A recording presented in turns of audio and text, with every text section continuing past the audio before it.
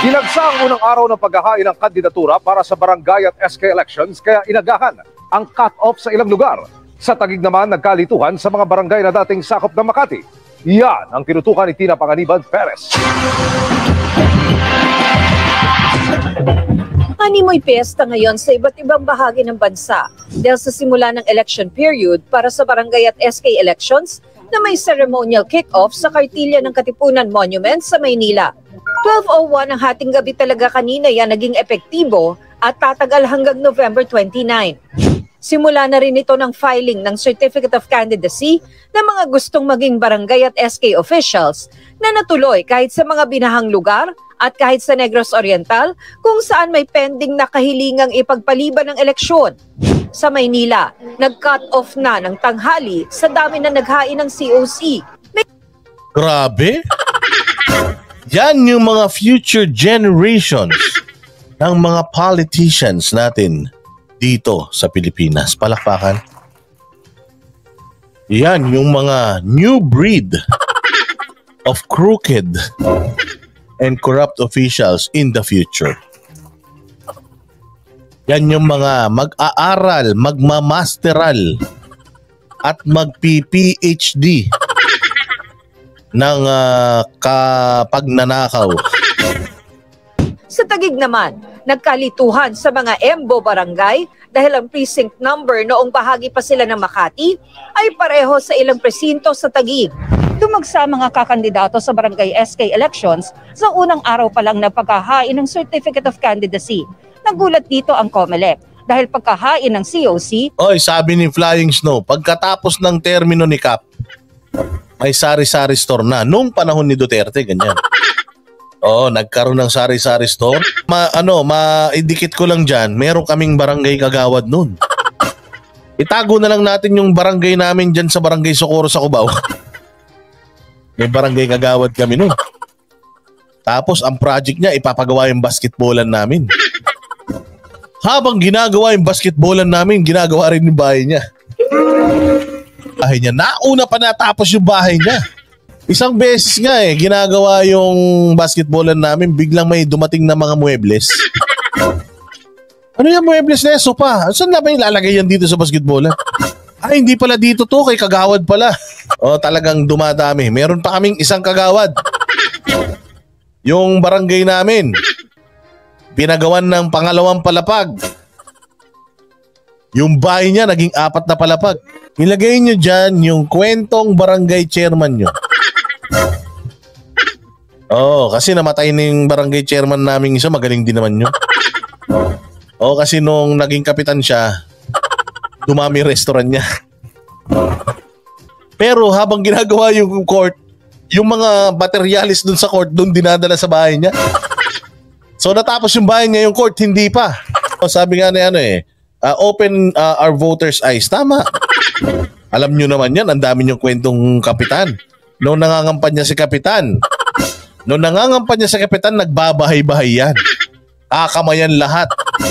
Diba? Nagbabahay-bahay. Nung nanalo na, tapos nagka-COVID, tapos ang gobyerno namigay ng ayuda, kagulo mga tao kasi pinapila nila sa barangay.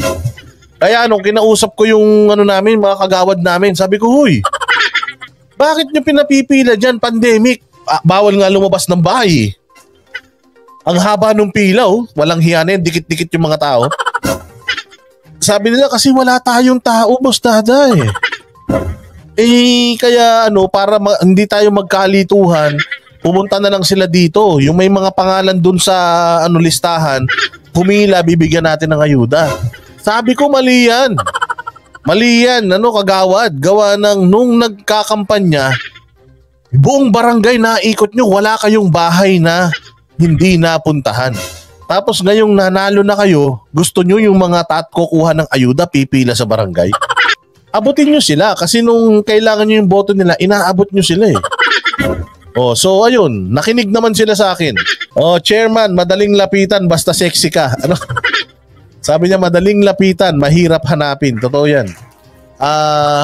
Andiyan po ba si chairman? Ay, wala, may meeting. Andiyan po yung sasakyan niya sa baba. Sa ilalim ng sardinas, nakadikit ang 1,000 talaga, Jing Corpus. May ganun? Kung may ganun. Dito sa amin, nung pandemic at may SAP, ang agreement ng mga kagawad, hati para may SAP ka talaga.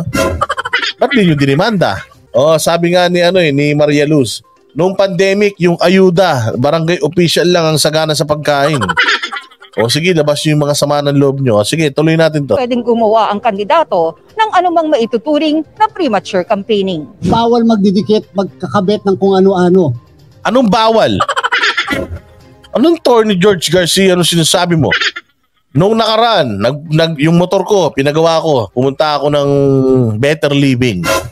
Yan sa Paranaque. So paglabas ko kayo, expressway, tapos Bikutan. Lahat ng tricycle doon. May mga tarpaulin na nung tumatakbong mga kagawad. Wala bang umiikot? Punta kayo ng Better Living. Wala na nag-start na yata yung COC. Pero punta kayo ng Better Living. Ando doon, kita nyo yung mga tricycle doon. Lahat may mga tarpaulin na ng mga kagawad.